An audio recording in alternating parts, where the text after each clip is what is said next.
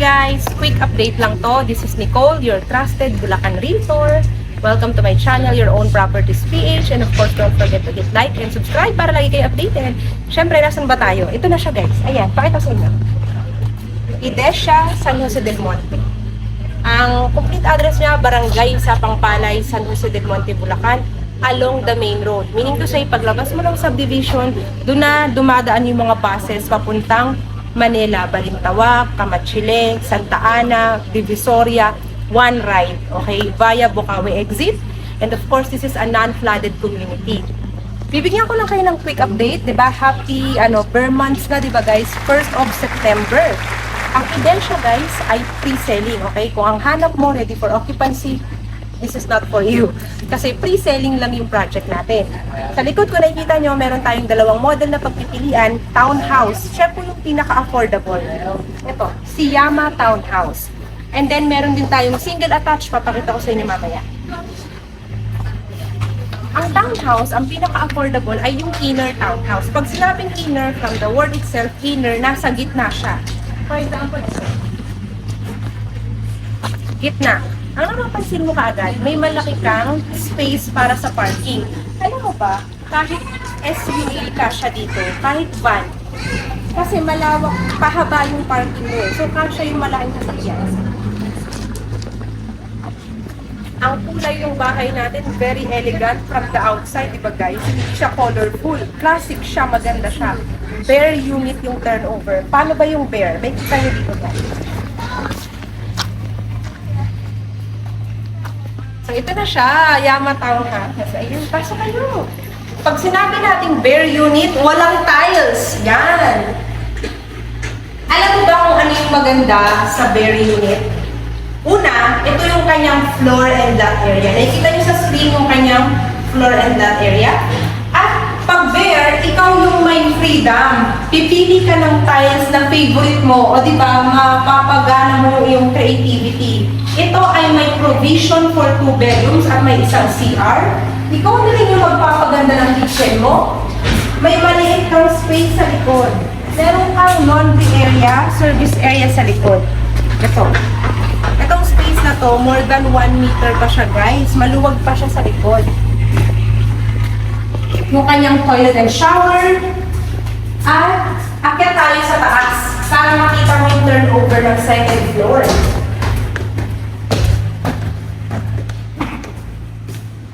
Okay? So, be careful. Nakikita mo naman, ikaw yung magpapatay sa second floor. Dalawang kwarto lang yung kasya dito hindi na to kaya ng 3 bedrooms. So, in short, for small family lang po yung townhouse natin. Ikaw na lang yung magpapasiling. Hard reflex lang yan. Pag nakikita mo itong mga kuryente na itong mga nakakawit na to guys, naka-ready na kasi yung electrical and wiring. So, pag lumipat ka dito, may dalawang bintana for bedroom 1, another one for bedroom 2, at ito, naka-ready na yung mga electrical wiring mo dito pag lumipat ka. So, tiles na lang, partition, tapos ceiling na lang yung ipapagawa mo. Yan yung ating townhouse. Bare unit turnover. Ikaw, mas affordable siya, mura siya, kasi nga, ikaw yung magpapa-interior. Yun yung catch doon kung bakit affordable si Idesha. Baka sabihin nyo, o parang ang affordable ng TCP niya. Kasi nga, ikaw yung gagastos ng interior, which is not bad. Kasi maliit lang naman yung magagastos mo doon. Plus, mag-design mo pa siya according to your own preference, di ba? Tignan naman natin yung dress-up model ng townhouse. Let's say, naka-avail ka na dito, di ba? Pasok tayo guys. Let's say, nakabili ka na. Nakapag-avail ka na sa Idesha ng townhouse. Ganito mo siya pwedeng pagandahin. This is your inspiration. This is the model unit. Pinaganda na, nirenovate na, nilagyan na ng gamit. Ang una mong mapapansin, very minimalist po siya. Tandaan natin, ang floor area natin is maliit lang kasi townhouse lang siya. Pero ganito yung paraan para yung maliit na floor area, mapaganda mo pa rin. Magkaroon ka pa rin, alam mo, para siyang nasa condo. Condo style. This is your living area, living and dining. See? So, ang townhouse na to, maximum 4, family of 4. Kasi parang kapag ka marami na kayo, syempre, dapat mas malaking bahay na. Pero kung small family kayo, perfect talaga sa'yo itong Idesha. Kung nagsa-start pa lang kayo, maximum of 4 members, pwede na. Tapos ito, tingnan mo ang ginawa sa kitchen. Di ba guys, ang ganda?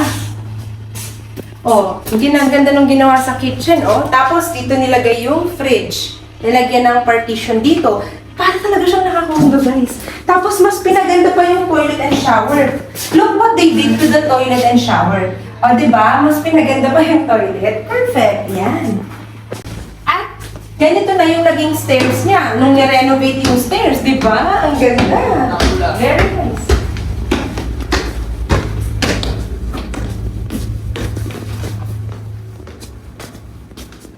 Welcome to your bedroom number 1, Yama Townhouse. Ang luwag ng bedroom number 1 niya, pwede kang maglagay dito ng bed bunks, double deck. Pwedeng-pwede kung may anak ka, kung dalawa yung anak mo, di ba? So, yan. Tapos, meron ka pang master's bedroom. Ang maganda sa master's bedroom dito, pwede kang magpa-customize ng... Can you imagine guys, yung nakita nyo kanina sa video na bare unit, naging ganito kaganda? Kasi nga, depende yan sa'yo kung paano mo i-interior design yung bahay mo, di ba? Nagmukha tayong hotel. Di ba ganito yung style sa mga hotel? Double bed, queen size, kasyang-kasya, tapos maglagay ka ng TV dito. Gayahin nyo to guys, oh. Magandang inspiration tong ginawa nila dito sa Idesha model. Di ba guys? Tignan mo lang. Ayan, oh. May mga pa-perfume pa tayo dyan. Wait lang. Oh, ayan. So, there you have it guys. Our quick house tour. Bare type turnover plus model unit dress up of Yama Townhouse here in Idesha, San Jose del Monte, Bulacan. Pasok ba to sa budget mo? Very affordable. Nakita nyo sa screen yung kanyang sample computation. Ayan. Nasa screen yung sample computation guys. Pasok na pasok ka dyan kasi pwede yan solo income, pwede yung combined income, okay? Bank financing po yan kasi pag pag-ibig sobrang taas na ng down payment. So, I highly suggest mag-bank financing ka. Yan. Pero if you want other details for pag-ibig, basta kontakin mo kasi send ko sa'yo yun, okay? So, iyan ay bank financing para mas mababa ang equity. Ayan. Nakita nyo naman guys, madali lang din ang ating initial requirements. Ganyan sa screen. Yan. Initial requirements. Kung okay ka dyan, kung pasok sa'yo yung computation, okay ka to submit the initial requirements, bawal mag-walk-in. No walk-ins dito ha. Strict po yung guard natin dito.